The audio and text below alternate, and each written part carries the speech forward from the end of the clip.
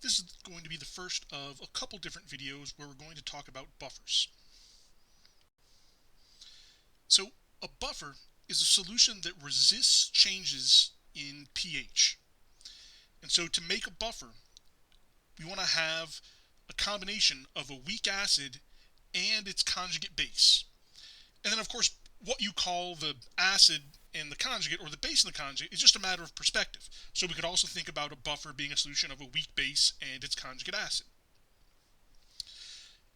So an example of a buffer solution would be a solution containing both sodium acetate and acetic acid. Now, when we have this sodium acetate, this is a salt. And so this is going to dissociate when it dissolves in water. And so I'm not really interested in the Na+. That's going to break up into Na plus and C2H3O2 Right? What I'm really interested in is the acetate ion, because that is the conjugate base of the acetic acid. So this is a buffer because I have an acid and its conjugate base. And so the way buffers resist changes in pH is if I add a strong base to this solution. So if I add NaOH to it, I have in the solution both a weak acid and a weak base. And so when I add the strong base, right, which for NaOH, that's going to dissociate as well. So when I add NaOH, what I'm really adding is OH minus. And so that has a choice. It's either going to react with the weak base or the weak acid. And since this is a base isn't going to react with a base is going to react with an acid. And so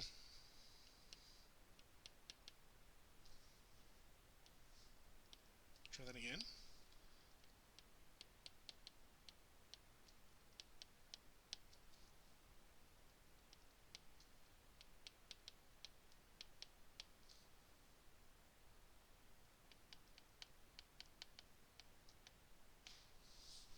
And so what effectively happens, when we add the strong base, it's neutralized by the presence of the weak acid.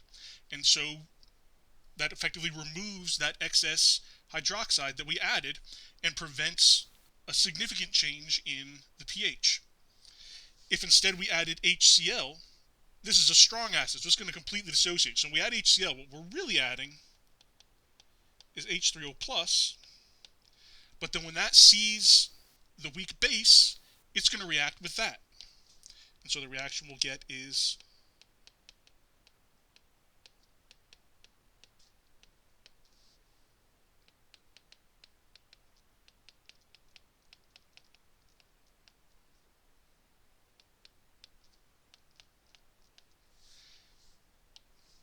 so any addition of a strong base or a strong acid is going to be, or the change in pH is going to be resisted by the buffer, because the strong base will react with the weak acid that's present in the buffer, and the strong acid will react with the weak base that's present in the buffer.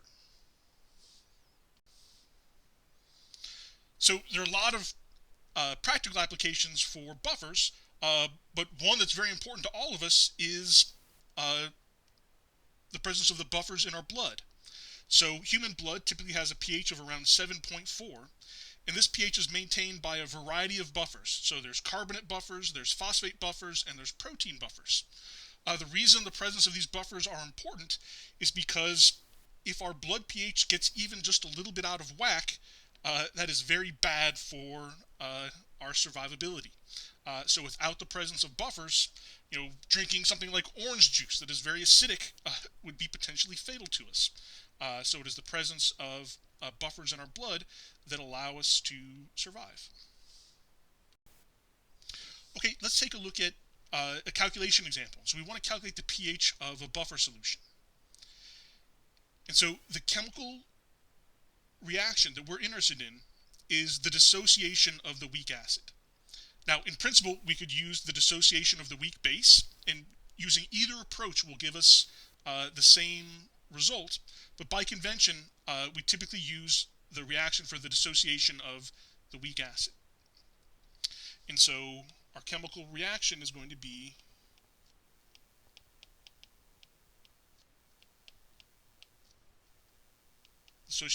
dissociation of acetic acid. So acetic acid plus water,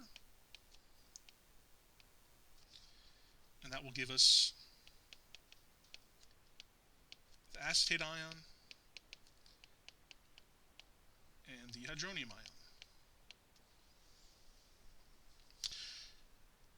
All right, and so what this turns into is really just an ice table problem.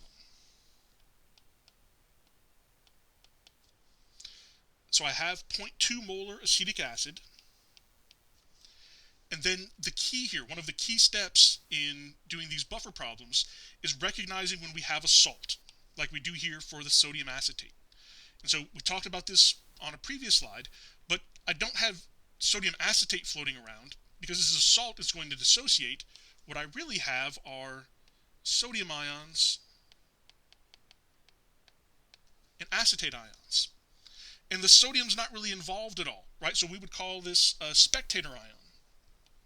And so it's really important to recognize when you have a salt and to recognize which ion we're interested in. And so in this case, we're interested in the acetate ion. And since for every 1 mole of sodium acetate, I have 1 mole of acetate ions, whatever the concentration of sodium acetate, that's the concentration of the acetate ions. And so in my ice table, the initial concentration of the acetate ions is 0.1. We don't worry about the H2O liquid because it's a liquid. The H3O plus is initially 0. This is what we're trying to find out. To get the pH, I need to know the H3O plus. So then my change is going to be minus X, plus X, plus X. So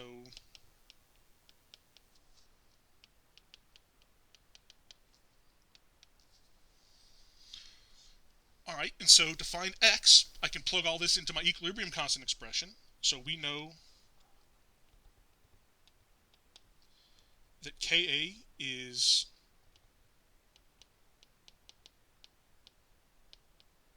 concentration of the product. So we have acetate, hydronium ions divided by the concentration of the reactants. We don't worry about the water, so we just have the acetic acid. And if I plug in my actual value of the equilibrium constant and my concentrations from the equilibrium row, I get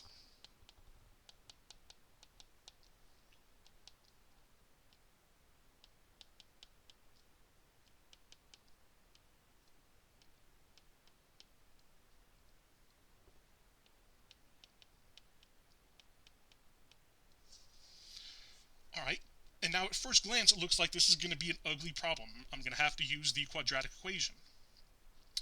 But this is another case where we're going to be able to use the K is small approximation. So if we just had pure acetic acid and we were trying to calculate the pH, this problem would look similar. We just would have a 0 for the initial acetate concentration.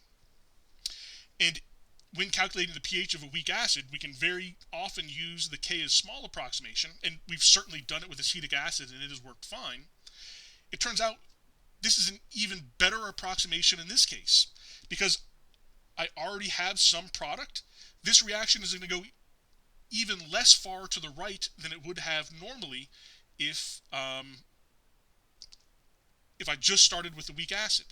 And so X is going to be even smaller than it was with pure acetic acid. And so if the K is small approximation works okay in pure acetic acid, it's certainly going to work okay here. So what I'm going to be able to do is anywhere I have the plus or minus X, I can ignore that plus or minus X. And so in this case, I can ignore both this plus X and this minus X. And so the problem I'm trying to solve really simplifies to just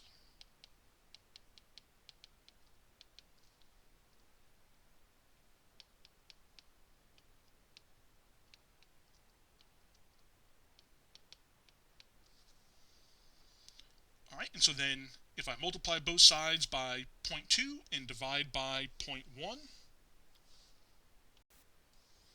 so then we get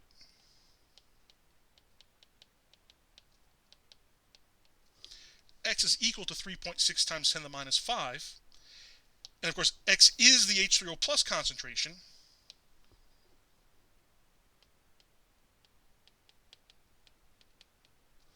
So then to get the pH, I just need to do the negative log of the H3O plus,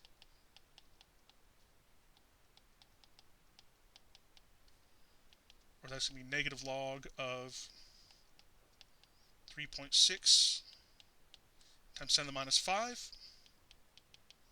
And so as a final result, we get the pH is 4.44.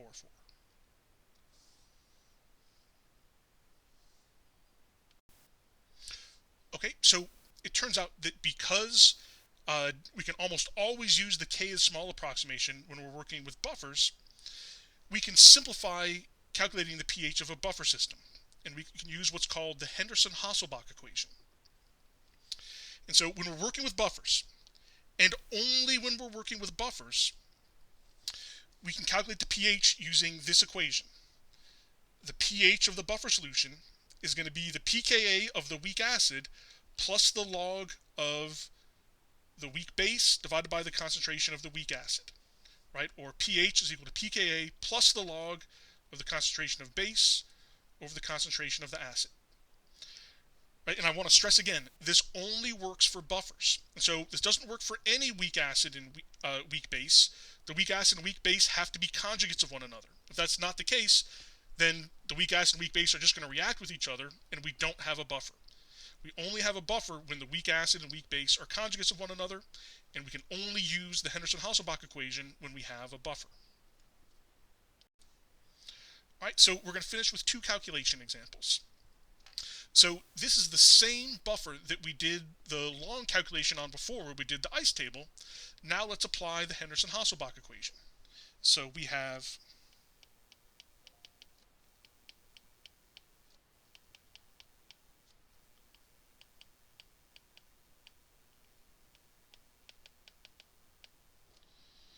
the pH is the pKa plus the log of the concentration of the weak base over the concentration of its conjugate acid. And we have the Ka, so we need the pKa. So pKa is the negative log of the Ka, or in our case, pKa is the negative log of 1.8 times 10 to the minus 5. So our pKa is 4.74. And so then pH 4.74 plus the log of the concentration of the base. And so the base is the sodium acetate, or really it's just the acetate ion, but that's 0.1. The concentration of the weak acid is 0.2. We could do this all at once, but I'm going to break it up into two steps. When I do the log of 0.2 over 0.1, or rather when I do the log of 0.1 over 0.2, that's minus 0.30, and our pH is 4.44. Exactly the same result we found when we used the ice table. Okay, so just one more example. Here we have a pH made from a mixture of ammonia, which is a weak base, and its conjugate acid, the ammonium ion. Right, again, this is a salt, so I don't really have NH4Cl, I have NH4 plus and chloride ions. And so it's the NH4 plus that is the conjugate acid of the ammonia, the weak base. But it doesn't matter. Whenever we have a buffer, we always use pH is pKa plus the log of the concentration of base over the concentration of the acid. Now in this case they gave us the Kb for ammonia, but what we want is the Ka of the weak acid. I want the pKa of ammonium. But we know that these are related. We know that there are a couple ways that we can do it. I think the easiest way in this case is to use that pKa plus pKb is equal to 14. And so then I can, and that's only for conjugate acid base pairs, of course. So the pKb of ammonia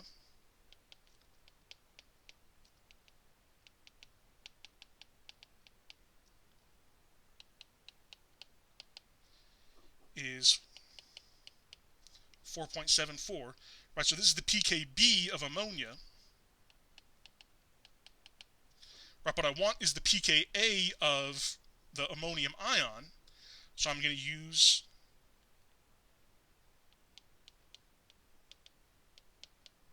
sorry. So pKa plus pKb is equal to 14. Subtract 14 or 4.74 from both sides, and we get 9.26. All right, so then now we can use the Henderson-Hasselbalch equation because I have the pKa.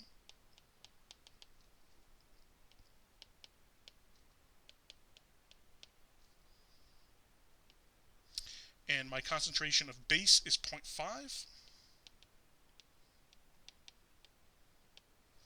My acid is 0.3. So I have pH is 9.26 plus the log of 0.5 over 0.3, I get 0.22. So for my pH, I get 9.48. Okay, so that's the last example for this video, but we'll explore more about buffers in future videos.